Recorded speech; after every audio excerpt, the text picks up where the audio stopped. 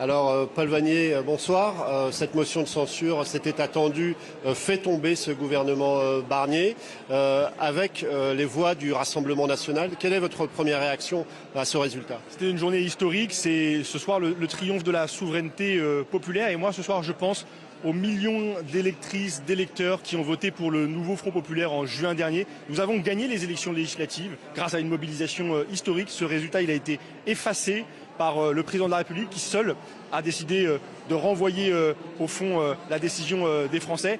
Et ce soir, il y a une forme de justice démocratique. La démocratie l'emporte sur l'autoritarisme macronien. Et moi, je suis fier comme député de la France Insoumise, du nouveau Front populaire, d'avoir fait mon travail de représentant du peuple, d'avoir déposé une motion de censure. C'est celle de la gauche. Il y a 192 députés du nouveau Front populaire. Nous sommes les plus nombreux. C'est grâce à nous que le gouvernement Barnier tombe ce soir. Un gouvernement minoritaire, illégitime, qui portait un budget qui aurait fait beaucoup de mal aux Français. Alors Gabriel Attal a évoqué une alliance contre nature entre le Rassemblement national et le nouveau Front populaire. Qu'est-ce que vous lui répondez?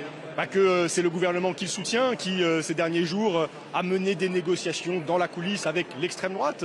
C'est le gouvernement qu'il soutient qui, dans ses rangs, accueillait des ministres comme M. Retailleau qui reprenait à son compte les idées de l'extrême droite. C'est le gouvernement qu'il soutient qui accueillait des ministres qui louaient Donald Trump, qui faisait des hommages à Barès et qui incarnait une forme de droitisation, d'extrême droitisation de la droite française. Donc ça, ce sont des comédies. Monsieur Attal est à la tête d'un camp qui est en perdition, qui est rejeté par les Français. Monsieur Attal combine discours, mais les Français attendent, eux, la rupture avec ce qu'il incarne, avec un macronisme agonisant. Ils veulent une alternative politique.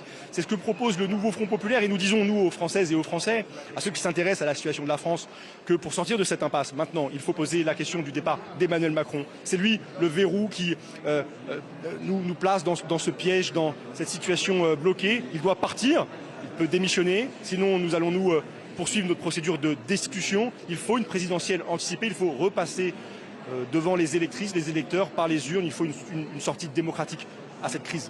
Alors une double question. Vous allez défendre à nouveau l'éventualité d'une candidature de Lucie Castet. Et deuxième point, avec le Parti socialiste, vous avez un point de désaccord. Le PS veut éventuellement la mise en place d'un pacte de non-agression en échange de la non-utilisation du 49.3.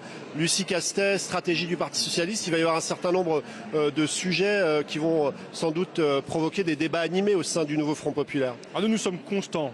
Nous continuons à défendre la candidature de Lucie Castet à Matignon pour qu'elle porte le programme du nouveau Front populaire et qu'un gouvernement du NFP puisse le mettre en œuvre. Et oui, c'est vrai, il ne faut pas tergiverser. Nous avons un désaccord avec la proposition du Parti socialiste qui consiste à se tourner vers les macronistes pour obtenir un soutien à minima de leur part, un accord de non-censure. Mais ce compromis, à quel prix serait-il acquis, s'il pouvait être trouvé d'ailleurs? Je crois que c'est en vérité impossible. Mais il serait acquis au prix du renoncement du programme du NFP. En particulier, nous ne pourrions pas abroger la retraite à 64 ans imposée par 49.3 par Emmanuel Macron avec l'appui tacite des macronistes. Ça n'est pas vrai. Nous ne pourrions pas augmenter le SMIC. Nous ne pourrions pas reconnaître l'État de Palestine. Nous ne pourrions pas investir massivement pour la bifurcation écologique dans nos services publics. Donc c'est une chimère.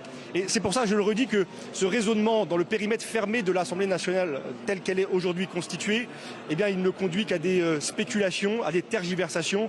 Voilà pourquoi il faut à nouveau poser la question de la responsabilité d'Emmanuel Macron et appeler à son départ. Merci beaucoup Paul Vannier. Alors vous l'avez compris, il va y avoir des débats aussi au sein des différents groupes et des différents partis et cette incertitude sur ce lendemain de chute du gouvernement Barnier. C'est la deuxième fois que ça arrive dans l'histoire de la Ve République. Et oui, la dernière fois c'était il y a 62 ans, soit 1962, il y a 62 ans. Merci beaucoup Karim Yahiou, vous n'hésitez pas évidemment à revenir